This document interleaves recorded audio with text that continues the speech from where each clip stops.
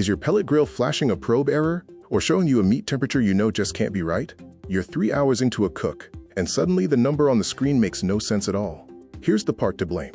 It's the meat probe. That thin stainless spike on a braided steel cable that you push into the food to read its internal temperature.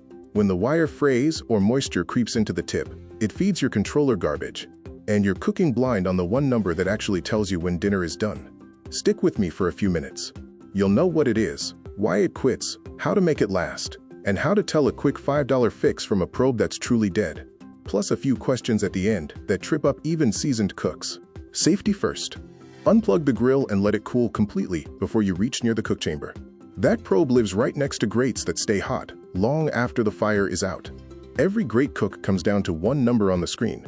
Here is where that number really comes from. Meet the meat probe. Some folks call it the food probe, the internal probe, or just the temperature probe. It's a thin stainless rod with a braided cable and a little plug on the end. You push the tip into the thickest part of the meat, and it tells the controller exactly how done your food is. When it fails, you lose your read on doneness completely. Start at the pointed end. Inside that stainless tip sits a tiny sensor called a thermistor. It's the real heart of the probe. As the meat heats up, the thermistor changes its electrical resistance, and that change is what becomes a temperature. Around the sensor is the stainless steel shaft. It's rigid for a reason. It has to punch into a cold brisket without bending, and it shields that delicate sensor from grease and direct flame while it works. Running off the shaft is the braided steel cable. That woven metal jacket is armor. It carries the signal out of a 500-degree cook chamber without melting, which a plain rubber wire simply could not survive. At the very end is the plug. It clicks into a jack on your controller and hands off the signal. So put it together. The tip senses, the shaft protects, the cable carries, and the plug delivers. 4 simple parts, turning the heat inside your food into a number you can trust. For such a simple part, there are really just 2 ways it dies, and both are easy to cause by accident. Number 1, a broken cable. The wires inside that braid are hair thin, and they fatigue right where the cable meets the plug or the tip. Bend it sharply, yank it by the cord, or pinch it in the lid enough times, and one of those wires cracks. After that, you get jumpy readings, or a probe the grill cannot see at all. Number 2, water damage. A meat probe is not waterproof. Drop it in the sink to soak, or run it through the dishwasher, and water wicks past the tip and into the cable.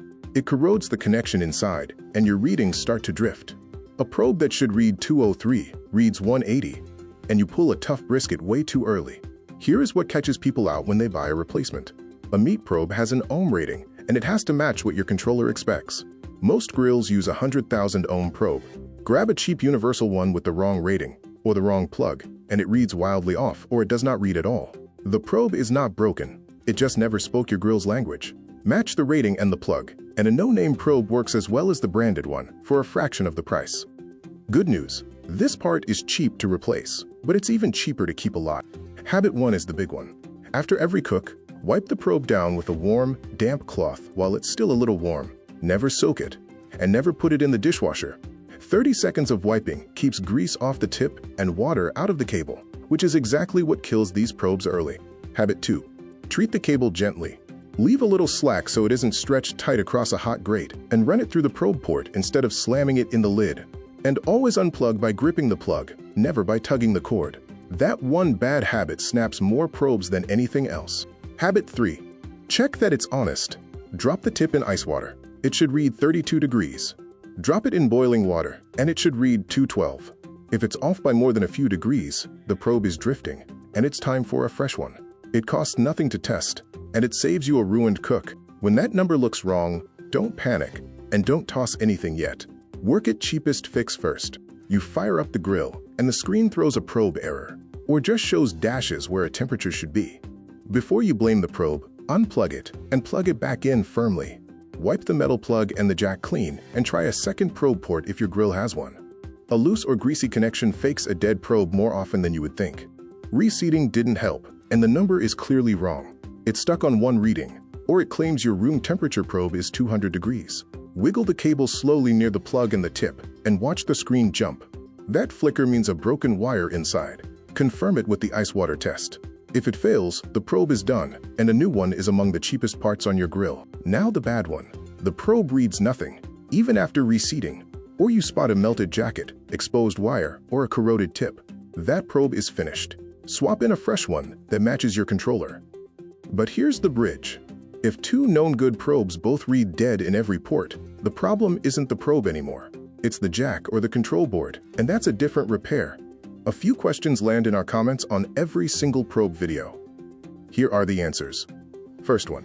What's the difference between the meat probe and the grill probe? Simple.